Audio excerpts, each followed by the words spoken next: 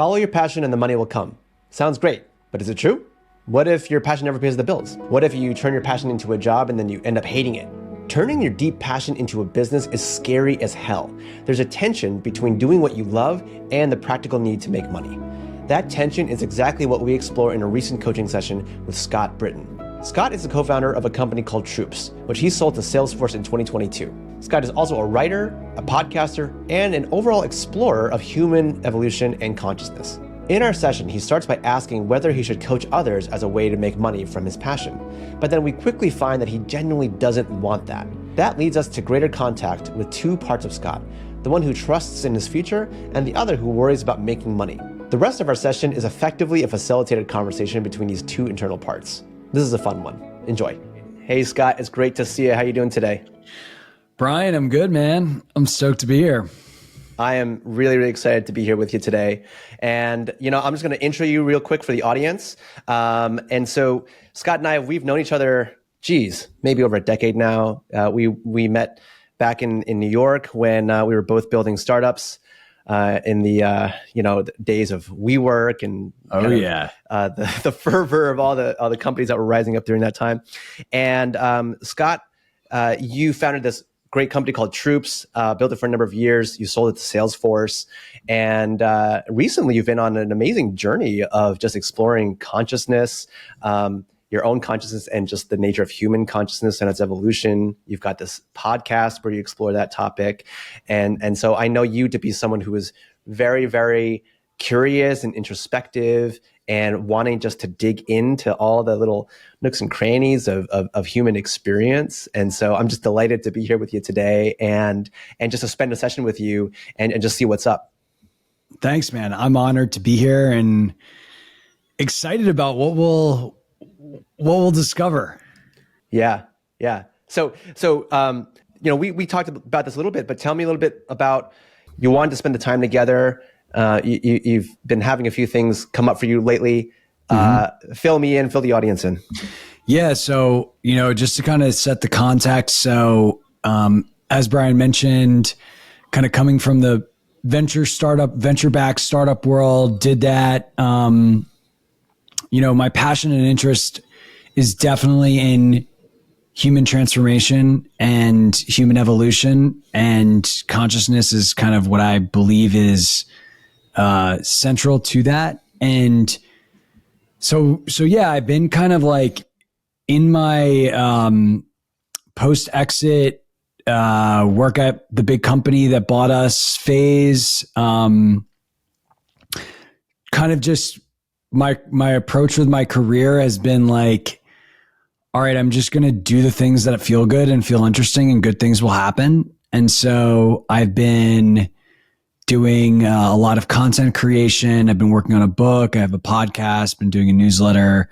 And all that's great. At some point though, I'm going to have to actually like make money and a vocation out of these things. And so that's something that's kind of top of mind for me, is like, what does this evolve into that allows me to support my family and not just like rip through my bank account? And one obvious path that has been people in the world of human transformation, as Brian knows, is coaching, is working with people one-on-one. And I've started to get people reaching out to me about doing that. And it's like a very obvious, it's like a no-brainer for me. It's in terms of like, creating a business, but I feel just a lot of resistance towards it. And it's just interesting to me because I feel like I want to help people and I'm very passionate about this, but I also I'm not like embracing with open arms these opportunities that come to me. And I think that's interesting to explore.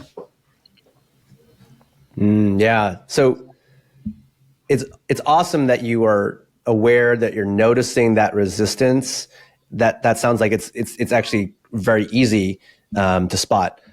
The first question I want to ask you though, Scott, is when because you talked about coaching being a no-brainer, right? It's the obvious choice. I'm curious for you, just to get us going here, when you think about working with people in that capacity, how much do you actually want that? I don't know that I do. There's a weird tension there where I feel like what I know I do love doing is I love creating. Like I love writing. I love codifying ideas. And I get a lot of energy from that. And part of one of the things that came up recently was, I'm working with this editor and I'm writing this book and it's about a lot of this stuff. And he's like, well, who are you to, are you your experience is your experience, right? Right. Like you're kind of talking like this is like a broad concept. But you really aren't some type of person that works with other people that can make that claim. And, that was okay, well, that's interesting. That kind of gave me a nudge into you should work with other people, right? And I know should is a word to pay attention to. Yeah. And so I'd say it's not my natural inclination, but it also seems like it makes me wonder if to be credible in some of these things that I'm trying to do, whether working with people outside myself is actually an important thing. And so that kind of is the thing that's coming up for me. Yeah. So there's a few things coming up as I listen to that. One is that right off the bat, when I asked you how much you actually want to do that, pretty much instantly you said, I don't actually want to, was what I took from your response. And then there was issue around credibility. So you have this other voice that's saying, Scott, I don't think you're credible enough. In order to build that, I think you need to go work with some other people and, build some evidence or test this sort of stuff out. And what I don't know a lot of the intimate details of your creative process and the writing that you're putting out, but I do know that there are people who read it and that you get into dialogue with. So I'm wondering, to what extent are you already testing these ideas out with people out in public? It's a very valid point. I think I am, I think I am doing that already. Yeah. So you have some evidence that you're already doing that. Tell me a little bit more about this thing about credibility. How does this whole idea sit with you? The idea of credibility? Yeah. I mean, just a minute ago, you were talking about how it feels like you're not credible enough, quote unquote, in order to go put your book out or work on your book. Well, I can tell you that immediately when I got that feedback, I got defensive. Can you say more about that? Yeah, I was like, well, I'm just I did, I taught this course that was a 60-person experience. And I was like, well, I did this, right? And so I learned from that. And I was like, these ideas are ancient. These ideas have been around for a very long time. I'm just kind of grounding them in a modern context. Uh-huh. And so why would I need to establish credibility for something that's kind of timeless wisdom? And so I got defensive, I would say. And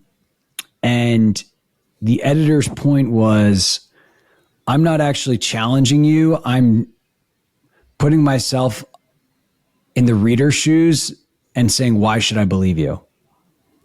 Yeah. So I'm curious then, if a random, let's say you put your book out and then you put out these ideas that you've been working through yourself, and a reader comes up to you and says, Scott, I read your book. Why should I believe this stuff in here? What would be your initial reaction? I think I would be like, look, dude, I'm just sharing my experience and take it or leave it. You know what I mean? Yeah. Yeah. if you find it interesting or it resonates, like, cool, experiment with it in your own life. If you don't, cool, call it whatever you want. Great. I think that would be my response. Yeah. And by the way, thanks for buying the book. Yeah, Right? exactly. But yeah, but so yeah, so you're going to encounter people who are skeptical, some people who might think, yeah, this isn't for me, or this doesn't make any sense. And your response to that, it sounds like, is it may not resonate with you, but find out for yourself was what I'm hearing you say. Mm-hmm. Yes. So let's go back to this whole thing around, I'm going to loop quite a ways back. You talked about how coaching is like this obvious, the quote unquote obvious thing, particularly when it comes to, making career or a living out of the work that you're doing. Right. Yeah. I think that's like a money thing where it's like okay, I'm doing all these things right now. I'm making no money off of it. And it's not that there isn't a path to money. I just know that like a very easy, I don't want to say easy, but like a very straightforward way to start to build a meaningful income from that is in this sphere that I'm in is coaching people.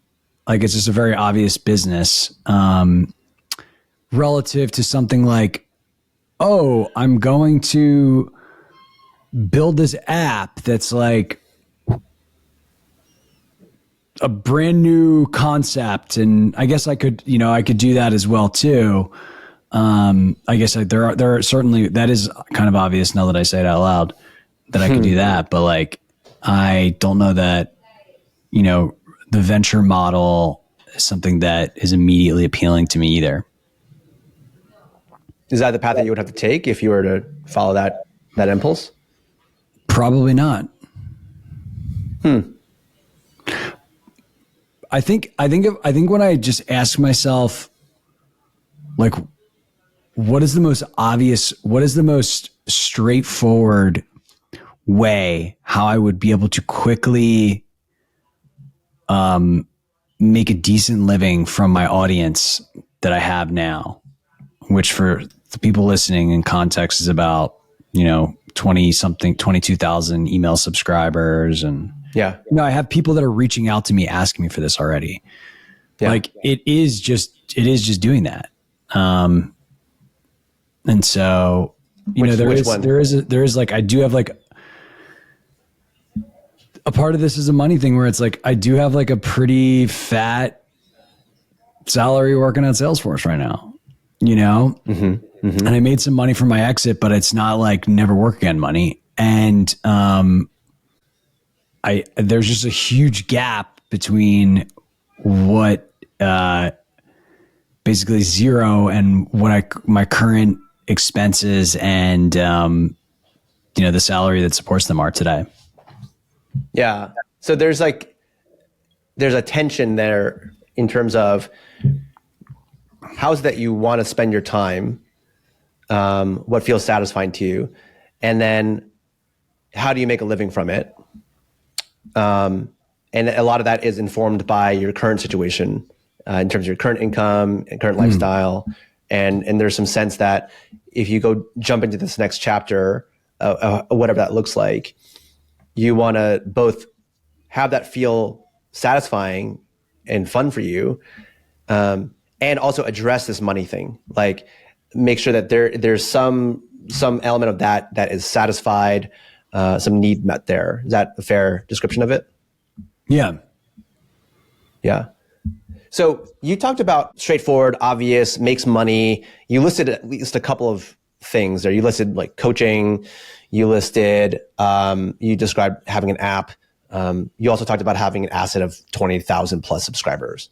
I wonder if you can even just come up with 2 or 3 other ideas right off the bat around how you might actually earn money through this interest that you have. Yeah. I mean, other obvious ideas would be, doing a course, like some type of learning experience, which I've done before. Another one would be like selling sponsorships of my newsletter, selling sponsorships of my podcast. Something I haven't really explored. Yeah, I mean, I'm sure I could come up with a lot of ideas, and it's honestly an exercise I haven't done. I've been more focused on just doing what I like versus spending time thinking about what are the different ways I can make money off of it. Yeah, so it sounds like up until now, the question of how do I make money from this hasn't been super alive for you. You haven't really spent a lot of time even investigating it. Yeah, you're right. I haven't. And, I've just never been that interested in money. It's kind of like, can you square that for me though? Cause just now you said I have this nice salary and it's important. Well, I'm interested in what it can do, but I've never I have a lot of friends who are like hardcore opportunists.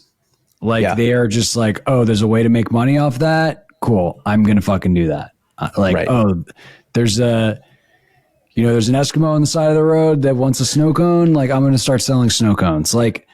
Regardless if I care about snow cones, that type of person. Right. I've never been like that. It's kind of always been more like, yo, I want to do what I want to do. And the actual financial stuff is an afterthought. And, first off, I'll acknowledge that's kind of a luxurious position to be in. Sure.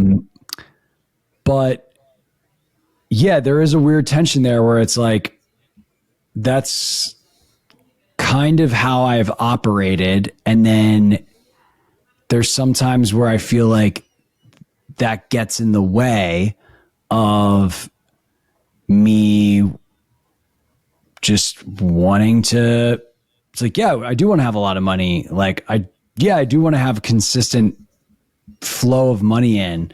And so, there's a little bit of it, it's a little bit incongruent.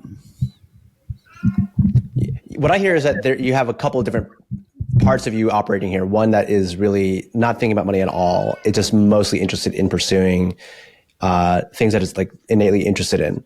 And then there's this other part of you that does care about money, that does have a need to have money come in consistently. Maybe it creates some sense of stability or security, right? And they might feel like they're at odds, but there's at least a couple of these parts of you that are active here. Yes. Yeah. So,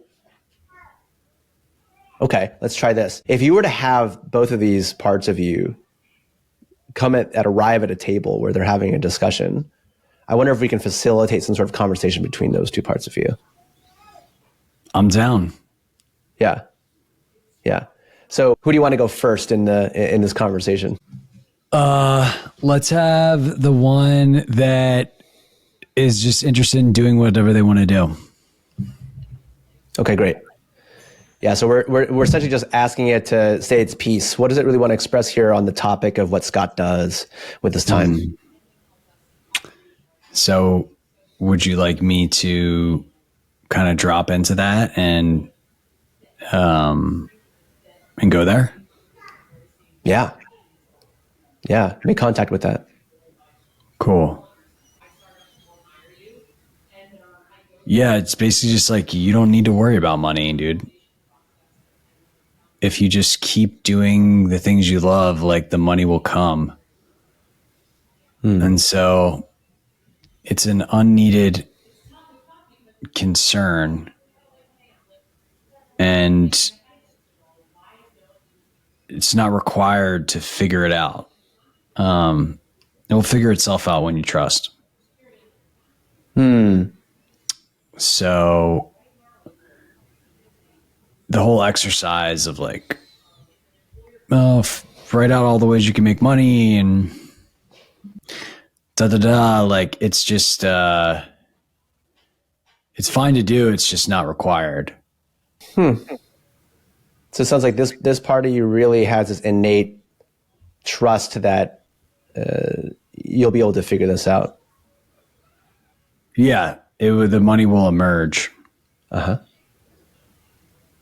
And how does that sense of trust sit in your body? Can you feel that anywhere? Yeah, I mean, I just feel a spaciousness. Great. So while you're still sitting in that, see if you can make contact with the other part of you that is concerned about money and how you're going to make money. And let's check in with that part of you. Yeah. So, yeah, it's like, yeah, dude, but like, you need to like come up with a plan. You know, you want a certain lifestyle, you want a house, like a certain type of house, you want to do all these things. And like at a certain point, like you just need to like make decisions about ways to make money. And you need to embrace your desire to make money. And do you Instead of, notice a feeling, a particular set of feelings or emotions that are underneath what this part of you is saying? yeah, it's like a little bit of like a come on, dude. Like it's like a little bit impatient. Yeah. See Like if a, you can just like allow that, this feeling of impatience. There's some part of you that's really wanting to get it figured out. yeah, I mean, I think the impatience is like why there's aggravation in the first place. So see if you can speak to this part of you that's feeling impatient and just mirror it for a bit. Just acknowledge that it's feeling this way. It's feeling aggravated. It's really wanting to go. Just see if you can acknowledge it for a moment.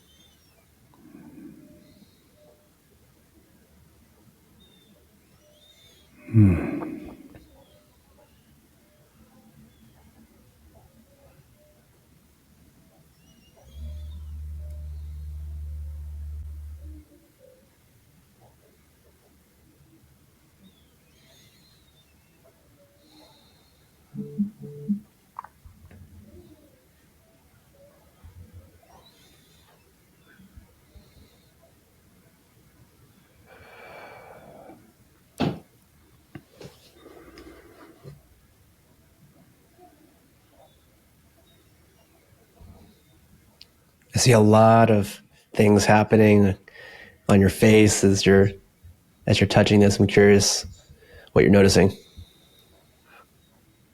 Yeah, I think you know, when the impatience was acknowledged and embraced and accepted, there was just a sense of trust that kind of emerged. Definitely a recognition of like the like core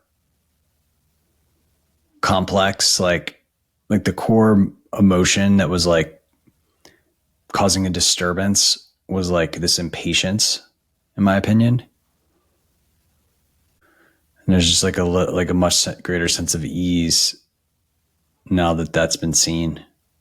Yeah, and just stay with that part of you that was impatient, and just see, is there anything else that it wants you to know in this space currently? Yeah, it says I'm sad. Yeah. See if you can just allow that.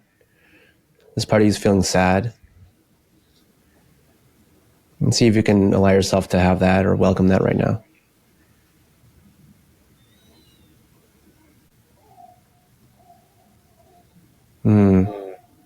Your face just changed. I wonder what happened.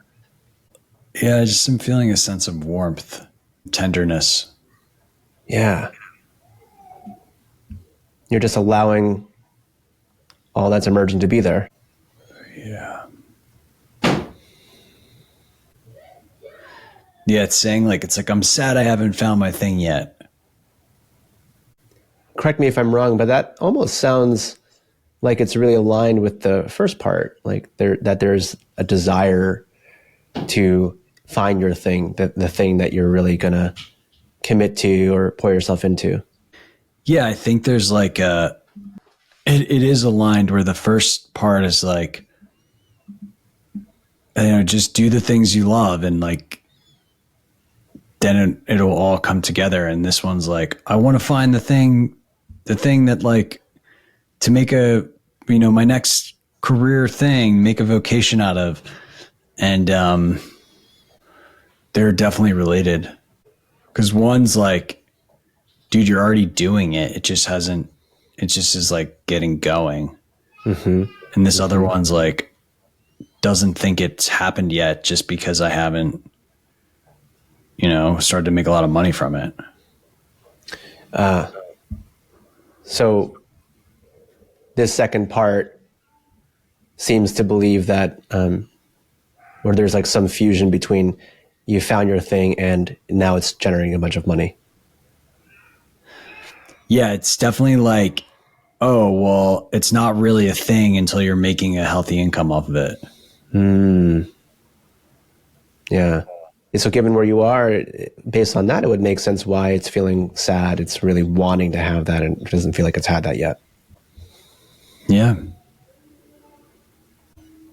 So what I'm curious about is what makes it believe that in order for Scott to have found his thing, it needs to make a bunch of money right here and now. It says because otherwise it's just a hobby. And it's not gonna pay the bills. Yeah. So some sense that it's not legitimate unless it's paying the bills. Yeah. How does the first part feel when it hears that? It's kind of thinks it's comical. It's like, yeah, dude, not yet. Just wait though. It's like you don't see the bigger picture. Due to your impatience. So what I hear in that is that actually both parts value the money part here, value the money aspect of your work and what you're doing. The difference is that the first part has a knowing that it will come. It might not be here today, but it will come, and it's coming. And in some sense, the second part believes that it's not going to come because it's not here yet. Is that an accurate description? Yeah, I think there's just a the second part's like I can't see the path. You know what I mean? It's like, because it's not here yet, it's like it's struggling. Yeah. Not only is it not here yet, but it doesn't know how you're going to get there yet. Yeah, I think it's unclear. Yeah. And so what's the connection between that uncertainty and the sadness, if any at all? Let me ask. Yeah. I think it's sad because it has like an expectation that it should be there already. It's kind of like, I've been doing all this work and it still hasn't worked out. It still hasn't turned into anything. And it feels like it deserves for it. It should have kind of deal. So there's an expectation there. Yeah. Is there any sense of where that expectation came from? I think just a lifetime of high self-expectations. And, something that's coming up for me is like just seeing lots of people just like spin up things really quickly to make money. And when you see that, what comes up for you? Well, how come you can't do that? Well, that's an interesting question. I have a sense that you could if you wanted to.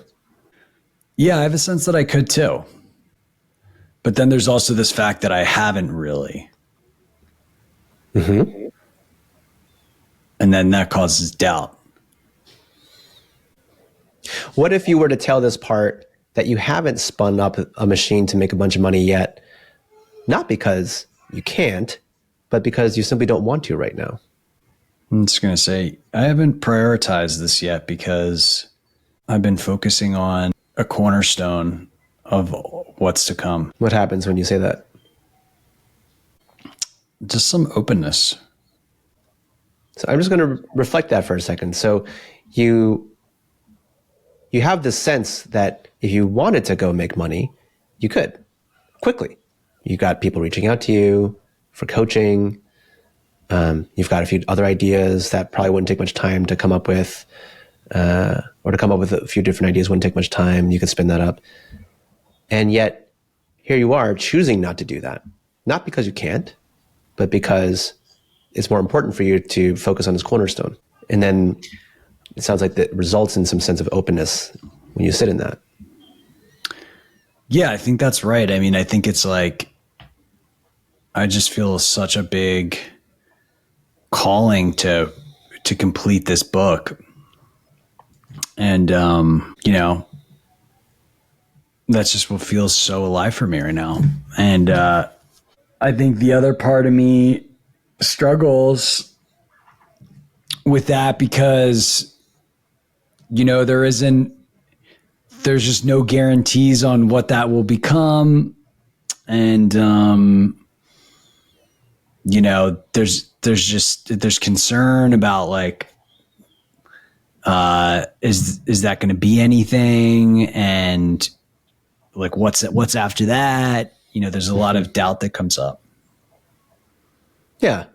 I can hear that this part really wants it to turn into something successful, brings in money, right? Like has you climbing up the hill. Yeah, I think so. Yeah. And that's okay. It has its concerns, and that's totally valid. And at the same time, I hear like a few other things that maybe are not always in the front of your mind. There's the knowledge that you can spin up the money when you need. And it sounds like importantly, how vital this project is for you.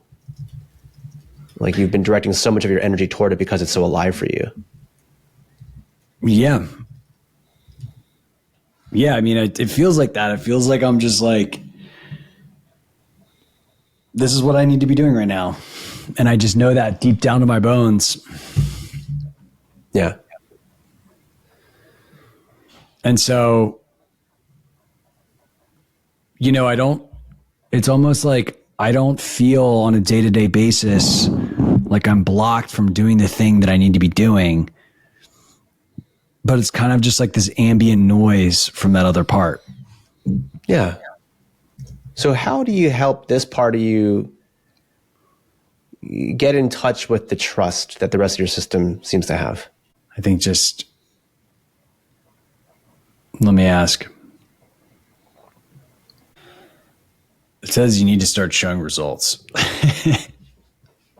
Let's just stay curious with that for a moment. Like what would that look like specifically to this part? Like what kind of evidence would it really want to see?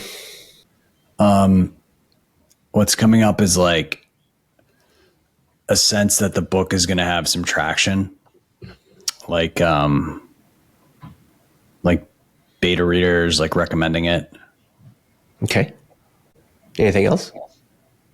I think it wants some validation from my editor that it's not a complete piece of shit. Which is definitely how I felt after I got my first draft revision, by the way. Sure. I hear that the editing process can be kind of brutal. It's very humbling. Yeah. Okay. So this part of you wants some sense from others that it's going to be okay, that it's valid, that it's valuable is a lot of what I hear. Yeah. Great. It gets to have that worry, gets to have that need. And so what's the commitment that you want to make to this part? A commitment that would feel good to you?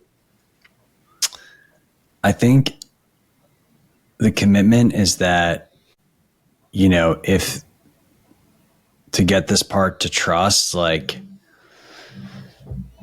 I think I want to just like acknowledge all the positive signal that I'm getting, and see how that will translate. Like, I think I actually like have gotten a lot of positive signal from sharing it with some people.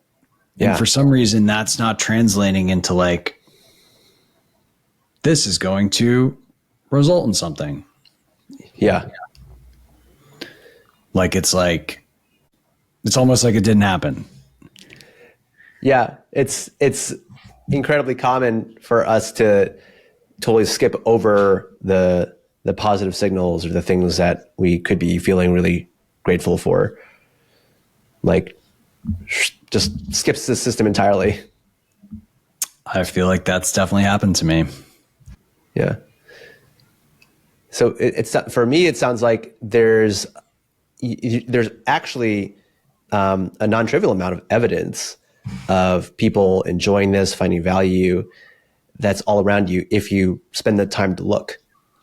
So there's like the looking, and then there's also, from what I'm hearing, there's a bit of just allowing yourself to absorb it, like allowing yourself to take it in, like take in the good and enjoy that.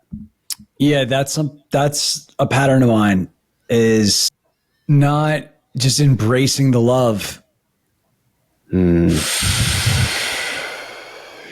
Just like somebody being like, dude, this is fucking amazing. Like, I couldn't put it down. Like, this is awesome. And just being like, okay, cool. And it's like Yeah. moving on to the next thing instead of just being like, fuck yeah. Like, Yeah. you know what I mean? Yeah. And really just appreciating myself. Yeah. That sounds like you're starting to land on some valuable practices moving forward as we start to wrap this. I heard you talk about letting in the love, appreciation. Yeah. Yeah. Like, I got literally a tweet message from someone that I shared the book with and did a coaching session with, and he literally said, I love you. Like, Yeah. thank you so much. Like, and I'm just like, I just glossed over it. And I was like treating it like a to-do item, Yeah. to read the message and respond. Right. Instead of just being like, fuck yeah. Yeah. And so I think, just opening to those gifts and experiences is a big opportunity for me. Yeah. What I want to encourage you to do, Scott, is to take some time each day, if you can, to really take in what you just described, like take in the praise, take in the feedback, and allow yourself to just enjoy it, to just go into like, yeah, fuck yeah, right? Just like sit in that, simmer in that, like absorb it, rather than treat it as like the check the box, right? Send the email off, right? So often we're in that task-based mode where we're just kind of like going through everything rather than letting ourselves sit in the experience, because it sounds like there's at least one part that's like, where is it? We're not feeling like this is working. And yet there's actually this evidence that if you slow down and really allow yourself to take it in, it's there if you look for it. I think that's very accurate. Yeah. Yeah, it's very, I think that's great advice. Any final thoughts, reflections here before we start to close out? Yeah, I mean, for me, it's like, the core problem, the big thing that I got from this was that I actually know what I should be doing and I'm doing it. The thing that's causing resistance is impatience. Mm-hmm. And the impatience is, like stemming from that part of self that doesn't, that feels worried and concerned and is not really paying attention to the positive signal, which is actually there. So, I'm just going to just like have astute observance of when I see that being activated and kind of reground in both the like trust and the actual reality of the like, hey, like this is looking promising. Thank you, dude. Awesome. Really good stuff. No, I really appreciate you spending the time. Thank you, Scott. My pleasure. This was cool. I had a lot of fun with Scott in this session. And I think the big reason is because this is one of those sessions that turned out to be much more like a meditation than a session where you have a lot of talking and listening, going back and forth. If you notice what I was doing, there was a lot of just noticing what was happening and arising in Scott's experience and allowing it, embracing it, and treating it with curiosity.